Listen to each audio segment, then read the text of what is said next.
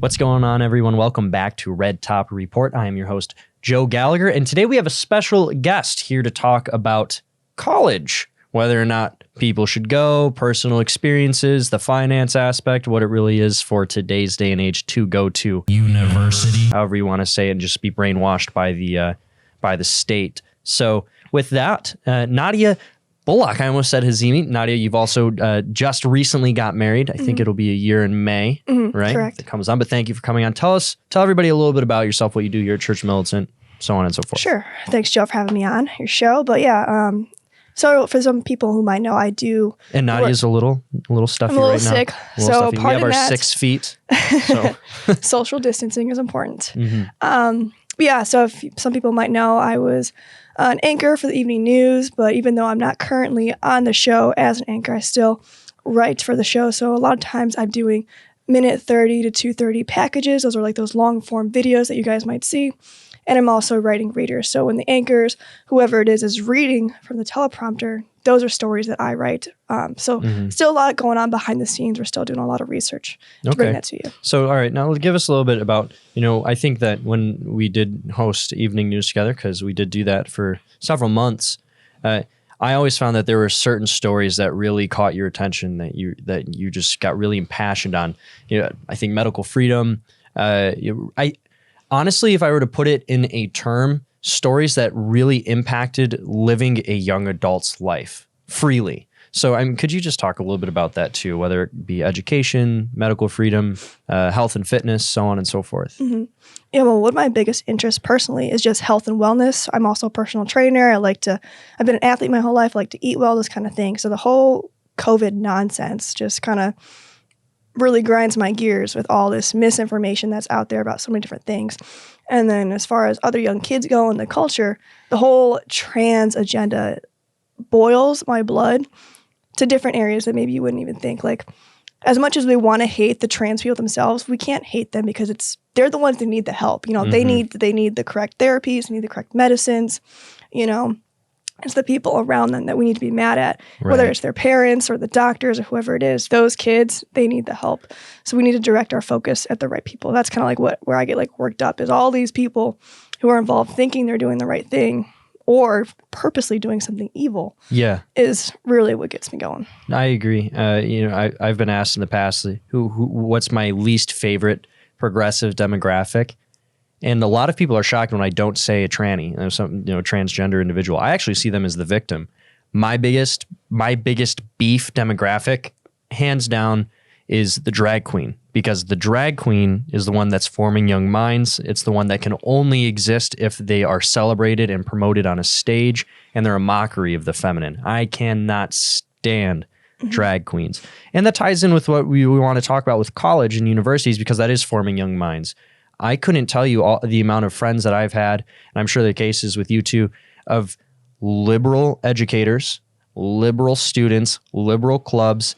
Everything goes against any type of Christian moral value whatsoever. And at that point, it's like, what's the point of going to college if that's what you're going to get, unless you go to one of the 5 Catholic universities? That's $200,000 a credit hour. Yeah. And I think a lot of kids, like 16, 17-year-olds, when you're still in high school, you're not thinking about that kind of stuff unless you're the type who was raised very, very well in the faith and truly is strong at that point in your life. Because I think most high school kids aren't. Like when I was in high school, I believed it and I was living it to an extent, but I didn't really get the fire for it until I was actually in college, experiencing those problems that made me angry, that made me want to fight for the truth that Jesus came for us to know about.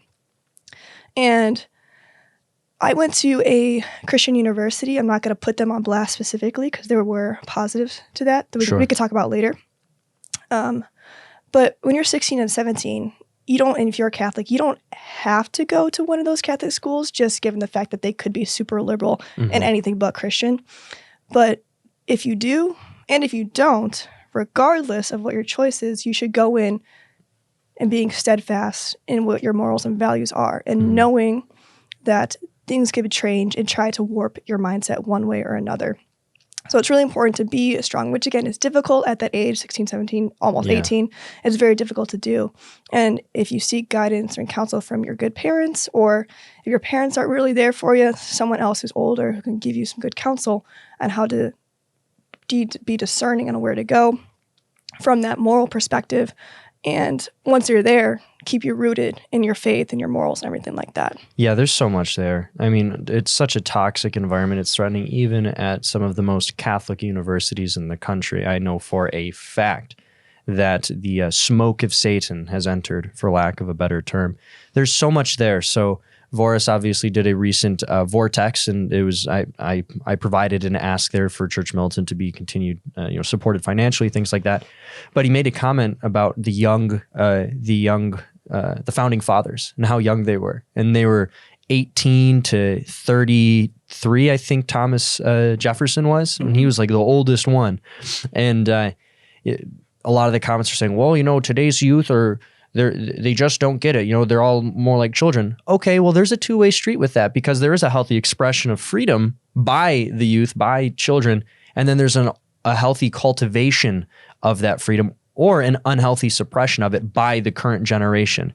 And then there's the other aspect of an unhealthy encouragement of that freedom, where you just allow the children to be children until they're 22. So yeah, stay in my basement. You can continue doing whatever. You never have to worry about paying bills. There's no discipline. There's no virtue. And I think that's part of this idea with college, because of the world today.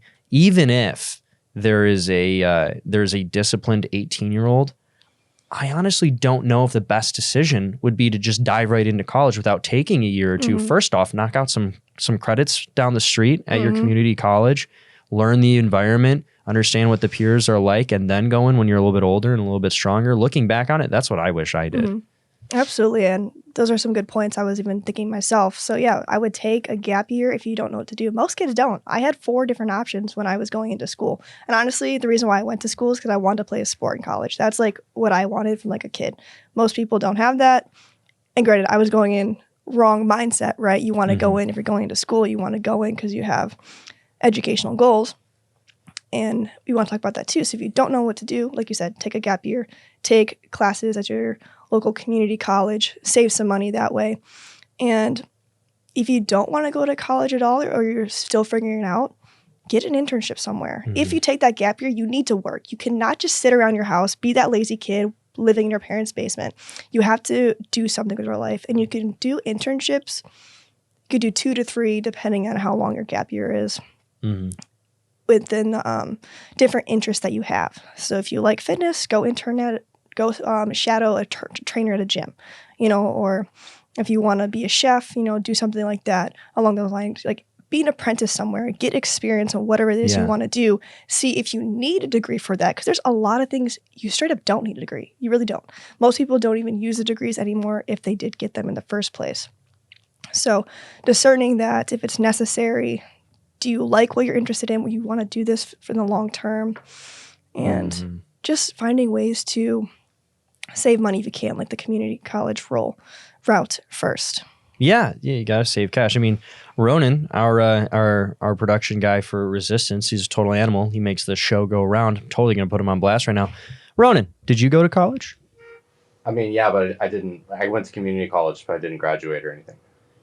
So I dropped out. Yeah, but you learned all of these amazing skills, practice, experience, and as you develop your repertoire, you're like for the drone's pilot license, like you're getting a certification in a specific skill that helps create a larger repertoire of skills. And I don't think that's emphasized enough. And I don't know why you would have wanted to go to college. Oh, congratulations on not blowing $150,000. Truly. Like, congratulations, it's a big win, because some people are buried in tens of thousands of dollars of debt. Some of them might even host their own online show. Yeah, and then a majority of students today, they go because why? They want to have an experience still, but it's hookup culture. It's just partying all the time, skipping classes, you're bombing out. It's not what it's meant for. Higher education is just that. It's cultivating your intellect and your knowledge base and learning more and more and more, but that's just not what it is today. And it doesn't mean the same thing. Like, sure, 200 years ago, it was great. Like, normally it would have been like the richer white men at the time who would have been able to go.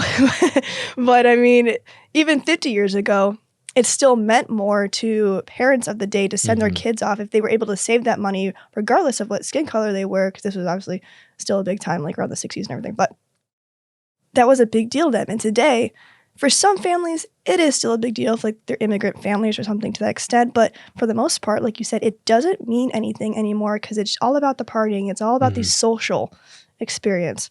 People aren't coming out any smarter than they were going in. Right. In fact, they're probably coming out dumber than they were, unfortunately. And we see that with things like the I could go on, but anything else perverse in our culture, they're coming out because of that. So. Well, yeah, my degree was in clinical psychology, and I knew some folks at different universities throughout the country that were into psychology or took psychological courses, and everything was pushing what? The gender narrative. That's all. Oh, you're going to social work? Well, let's emphasize these outlier circumstances when you have to deal with a child who isn't sure if they're actually a boy. And let's dive into that. It's all about the progressive policies. Okay, how do you advocate for abortion, reproductive health? And that's another place where I think we're losing in the education sphere. There are no conservative educators. And if they are, you have your 19-year-old frankly probably overweight lesbian who's just ranting, raving, goes directly to the university and says, this teacher's a Nazi, and then they're gone, and that's it. And why? Because you got the federal government just pumping money on student loans, only to collect later, and the time's come.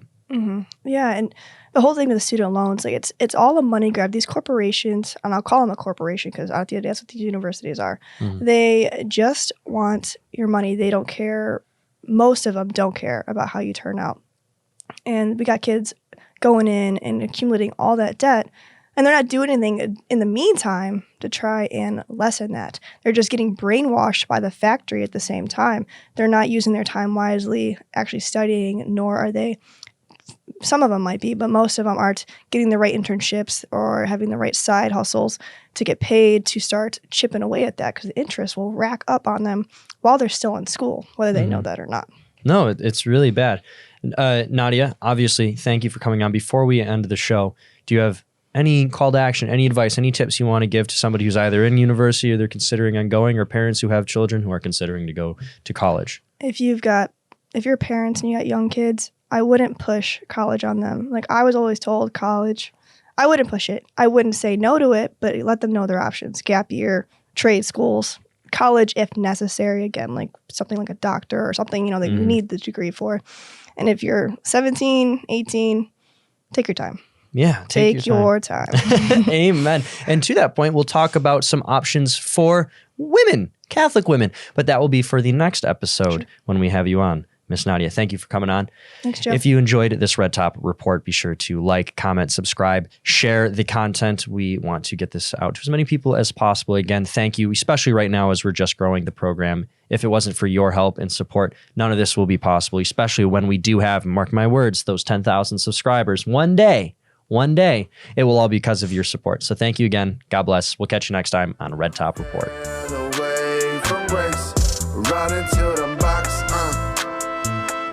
Running, check it.